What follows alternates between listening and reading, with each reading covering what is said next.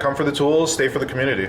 Kwartzlab is a space where creativity is unleashed and local makers can craft a variety of projects from sewing to welding to woodworking. The facility has expanded, giving textiles and electronics larger space. We had an area where we had fabrics and electronics in a very small room, and they didn't jive together as one room. Right. Whereas we got to break them into two different rooms and got to expand both of them. You never know who you might see at this not-for-profit maker society creating a one-of-a-kind project. Agnes Newadomski from Mindful Makers teaches courses on Sunday afternoons. This room has recently been renamed to Witchcraft.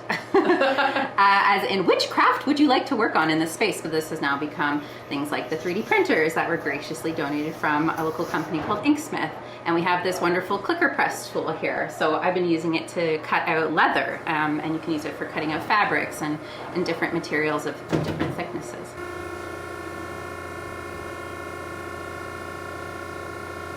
Oh, perfect. Nice. That's awesome. Isn't that cool? 90% of like what inspired my small business is just my drive to make things out of things that already exist. So our product is made mostly from repurposed materials.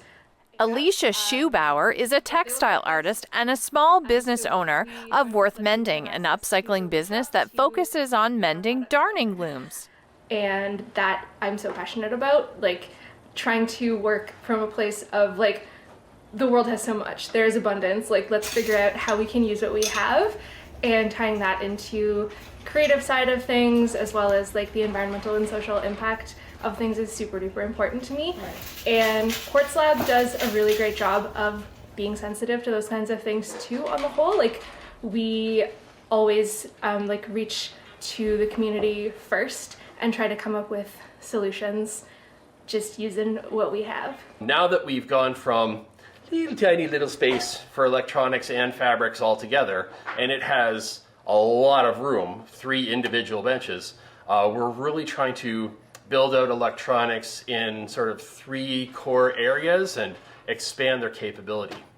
Basically, we'd like to have more electronics capability than anyone would typically have in their home, just because we can spread the cost out across all of our members, and then we have a core community that actually knows how to do that, and we can learn from each other. Jennifer Janik is the artist in residence at Kwartzlab. The theme of this installation is mushrooms. I accepted the opportunity and I set up a studio to hold all the junk in while I figured out how to build with it. And now, here we are.